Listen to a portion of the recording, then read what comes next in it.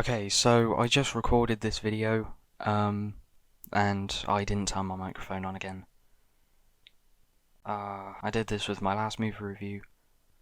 It's just cursed, man. I'm just cursed, innit? But the other day, I watched News of the World, a new Netflix film directed by Paul Greengrass, starring Tom Hanks and Helena Zengel, and I thought I'd talk about it. So let's go. I'll start off by talking about the performances.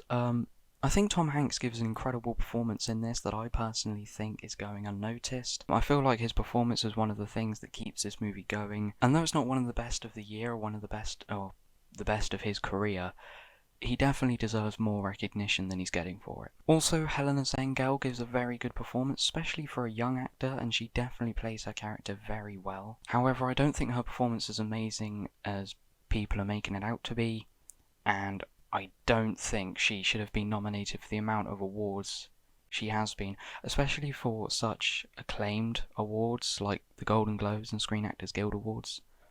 As much as she's very good, I don't think she's the standout in this film. There are a few other good performances, and overall the cast gave very good performances. I think it was very good overall, but there was nothing else particularly notable about the acting.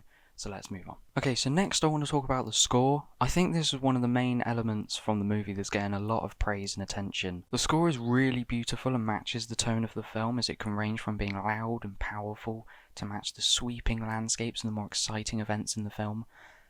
But it can also be gritty and tense for the action sequences, as well as being soft and gentle to match the quieter and more heartfelt moments of the film, so it has a lot of range. While balancing all these different tones, it also manages to encapsulate the feeling of a classic western, as it manages to almost play homage to the music of old western films from the 50s and 60s, and I think you can see the inspiration from old western film scores in this film score. Okay, next I'll talk about the cinematography. This is another element of the film that's getting a lot of praise. I do personally think the cinematography is the best feature of this film, although it doesn't always hold up. The camera movements can sometimes be a bit jarring, though I think it's mainly down to the editing and the awful CGI. Just as an off note, the CGI really was pretty terrible in this movie, like noticeably bad.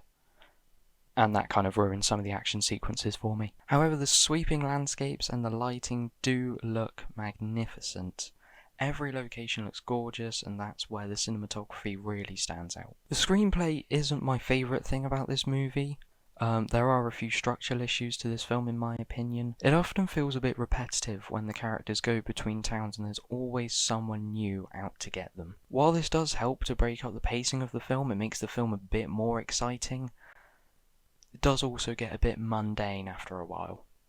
Like, seeing similar events play out over and over again for a 2-hour period can get a bit dull after a while, and I think that's where the film fails. However, the story itself is really interesting, it's overall well written with some great scenes and some great dialogue to match. Just isn't my favourite part about this movie, though I understand why it's getting so much attention. And that's all I've really got to say about News of the World. Overall, I'd give it a 7 out of 10.